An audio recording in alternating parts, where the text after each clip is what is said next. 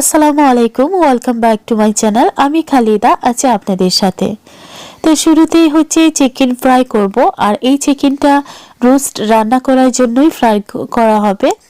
আর আসলে আমরা যখন রোস্ট রান্না করি তখন কিন্তু চিকেনে ফ্রাই করাটা অনেক ইম্পর্ট্যান্ট, এবং অনেকেই আছে আমরা যারা মশলা ছাড়াই কিন্তু শুধুমাত্র সামান্য পরিমাণে হলুদ এবং লবণ দিয়ে আমরা ফ্রাই করে ফেলি চিকেনটাকে। তো আজকের পর থেকে আপনারা আশা করছি এভাবে ফ্রাই করবেন না। তো আমি এখানে কিভাবে আসলে চিকেন রোস্ট তৈরি করার জন্য চিকেনটাকে ফ্রাই করি একটু দেখিয়ে দিচ্ছি। এটা কিন্তু একদম বাংলাদেশি রেস্টুরেন্ট স্টাইলের চিকেন রোস্ট। তো আশা করছি যদি আমি রেসিপিটা পুরো নাও দেখাতে পারি তবে আমি এই ফ্রাইটা দেখাচ্ছি। তো এখানে কিন্তু আদা রসুনের পেস্টটাও একটু দিয়ে দিয়েছি মশলার সাথে। আর মশলার মধ্যে যা যা দিয়েছি তা হচ্ছে হলুদ গুঁড়া, মরিচের গুঁড়া, তারপর হচ্ছে ধনে পাউডার, আর হচ্ছে সামান্য পরিমাণে কারি পাউডার আর জিরা পাউডার। এগুলো দিয়ে আসলে একটু মিক্স করে নিচ্ছি। আর এগুলো কোনো পরিমাণ মতো না, জাস্ট একটু আইডিয়া করে যতটুকু চিকেন আছে এই চিকেনটাকে আসলে দেখে আইডিয়া করেই দিতে পারেন। তো এভাবে ভালো করে মাখিয়ে রেস্টে রেখে দেব প্রায় 20 মিনিটসের জন্য, যেন মশলাগুলো ভালো করে চিকেনের ভেতরে ঢুকতে পারে সে কারণে।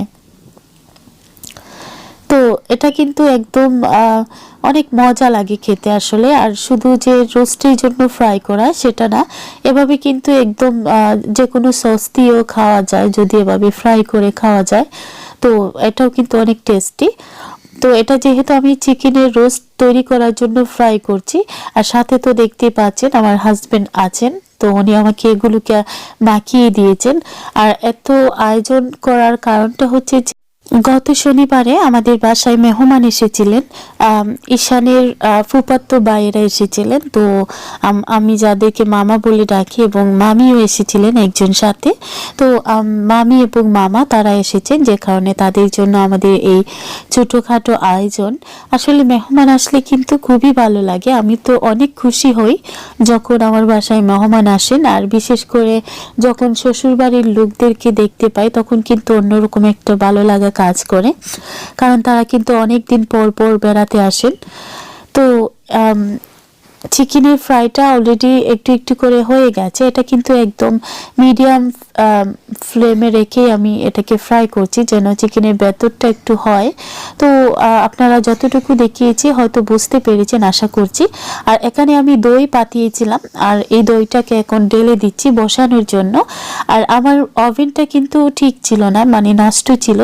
আমি চুলার মধ্যেই দই তৈরি করেছি, এবং দইটা তৈরি করার পরে দইটা যে বসানোর সেই কাজটা কিন্তু অনেক টাফ। যেহেতু আমার কাছে মানে ওভেনটা ছিল বাট এটা কাজ করছিল না, তো সে কারণে চুলার মধ্যে তৈরি করে এখন আমি এটাকে বসানোর জন্য আসলে একটা গরম স্থানে রেখে দিয়েছি কিছু টাওয়ালস দিয়ে ভালো করে ঢেকে। এবং 1 ঘন্টা পর্যন্ত আমি জাল দিয়েছিলাম, এতেও কিন্তু দইটা বসেনি। তো এটা ছিল রাত প্রায় তখন 1:30 বাজে। আমরা রাতের বেলায় কাজ শুরু করেছিলাম আমাদের রান্না বান্নার কাজটা। তো বাচ্চাদেরকে ঘুম পাড়ানোর পরে রাতে প্রায় 11:30 থেকে আমি রান্নাঘরে ঢুকে গেছি, এবং আস্তে আস্তে এটা সেটা টুকিটাকি যে কাটাকুটি করা লাগে সেগুলো আমি করেছি। এবং তারপরেই ঠিক যখন রাত হয়ে গেছে প্রায় 12:30টার মতো হবে গড়ি, তখনই আসলে উনি কাজ থেকে এসেছেন এবং এসে দেখেছেন যে আমি এগুলো করছিলাম।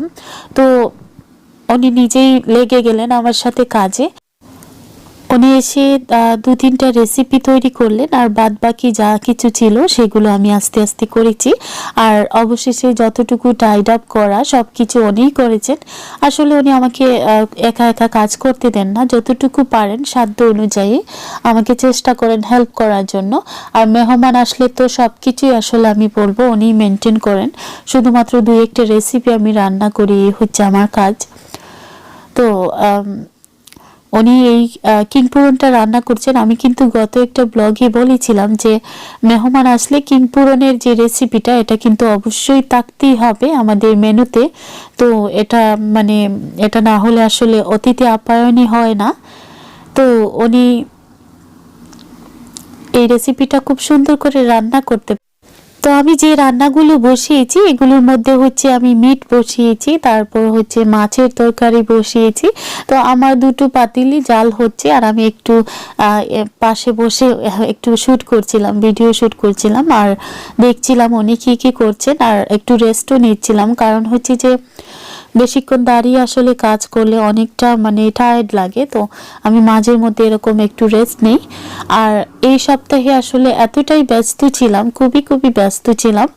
আর গত শনিবার রাতের ব্লগ হচ্ছে এটা।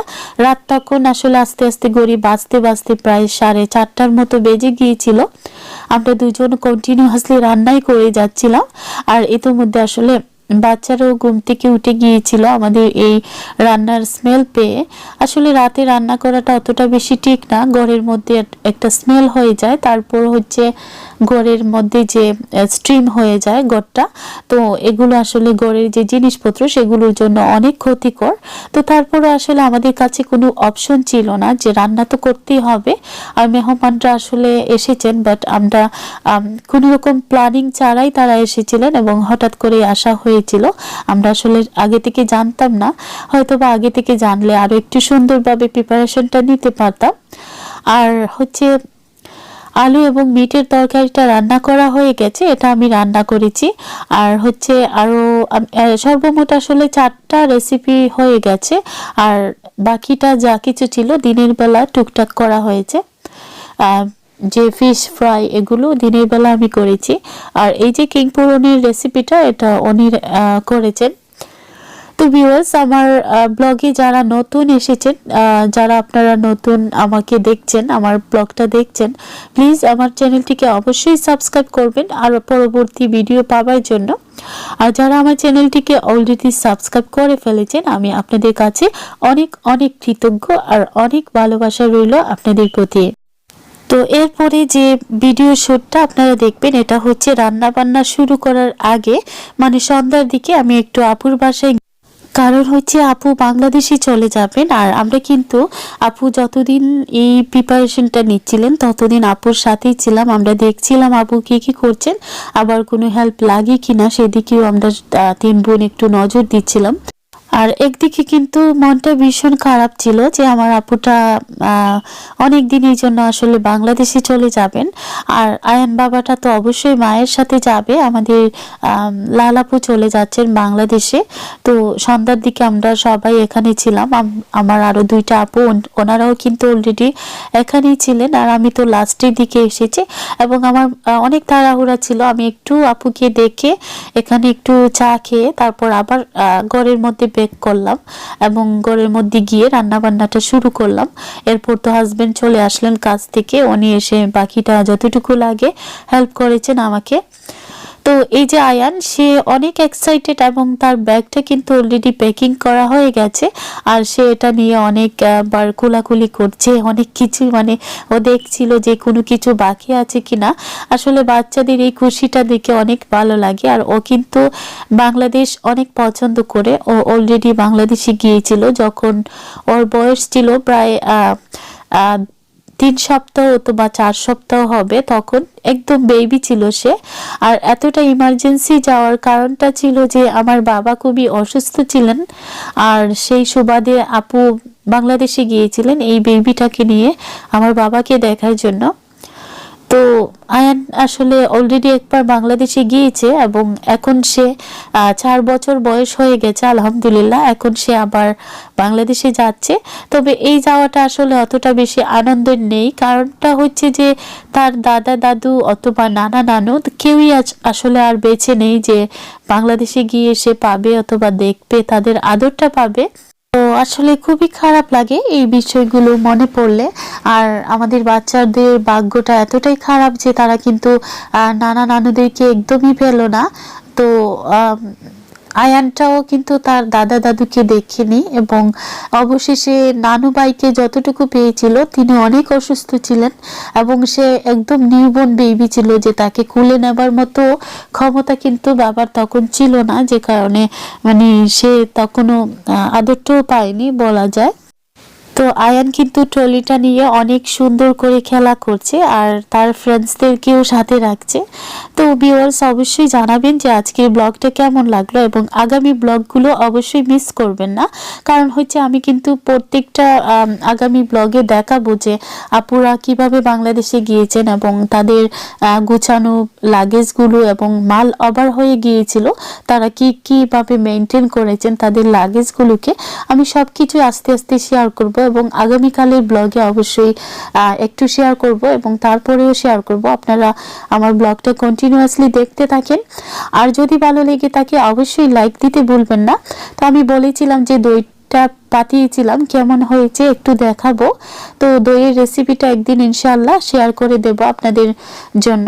আর এই যে আমার দইটা আসলে অতটা বেশি বসেনি, কিছুটা পানি উঠে গেছে, আমি জানি না কেন, এটা তো স্বাভাবিক হতেই পারে, কারণ হচ্ছে আমার দইটা যেহেতু বসেনি সে কারণে আমি একটু মানে মনটা খারাপ হয়ে গিয়েছিল। তারপরও যাই হোক, জীবনের প্রথম দই পাতিয়েছি, অনেক ভালো হয়েছে। তো ভিউয়ার্স আজকে এই পর্যন্ত, সবাই অনেক ভালো থাকবেন, আল্লাহ হাফিজ।